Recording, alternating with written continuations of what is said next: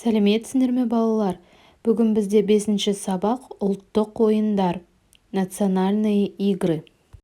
Жаңа сөздер: санамақ, считалка, күрес, борьба, бәйге, скачка, арқан тарту, перетягивать канат. Бірінші тапсырма: тыңда, сұрақтарға жауап бер. Послушай и ответь на вопросы. Қазақтың ұлттық ойындары: асық ату, арқан тарту, тоғызқұмалақ, бәйге, санамақ, қазақша күрес. Это все национальные игры. Қазақтың ұлттық ойындары батырлықты, тапқырлықты қажет етеді. Казахские национальные игры требуют смелости и находчивости. А теперь вопрос: қазақтың қандай ұлттық ойындарын білесің? Какие национальные игры ты знаешь? Ол асық ату, және айтқан арқан тарту, тоғызқұмалақ, бәйге, санамақ, қазақша күрес. Екінші сұрақ: ұлттық ойындар неге үйретеді?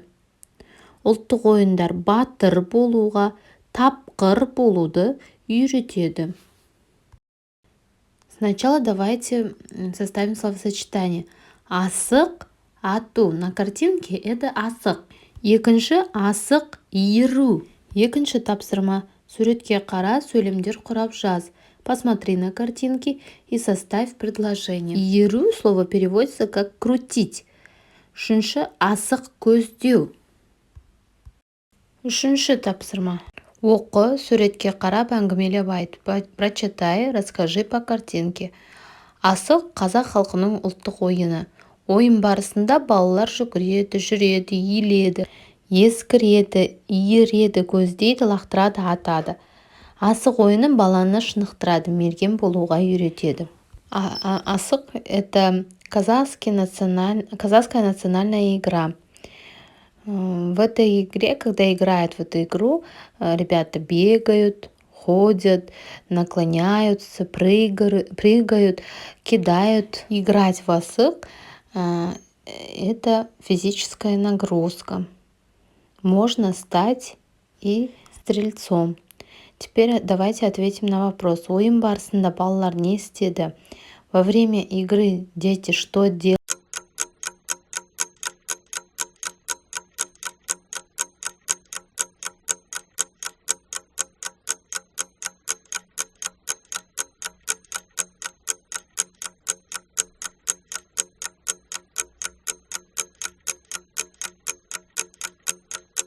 Төртінші тапсырма: оқы, шешуін тап.